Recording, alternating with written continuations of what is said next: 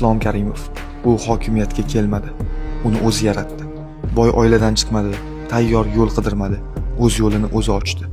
Yoshlik oddiy, orzular katta. Orzulari esa millatning orzulariga aylandi. Imperiya qulardi, tizim parchalanardi. U esa millatni ko'tardi. Mustaqillik bu uning uchun shior emas edi. Bu zarurat edi. U hokim emas, muhandis edi. Davlatni xaritada emas, ongda chizdi. Poydevorni beton bilan emas, iroda bilan quydi. U so'z bilan emas, qaror bilan gapirdi. Qo'rquv ustidan kuch qurdi, vaqt ustidan tizim qurdi.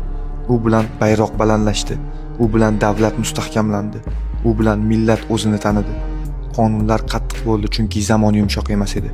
Har bir qaror sharoitga javob edi. 25 yil vaqt emas, bu avlodlarning ongiga yozilgan kod edi. U kodni u yozdi. Qon bilan, vaqt bilan, iroda bilan. U ketdi, lekin u yozgan kod ishlashda davom etmoqda.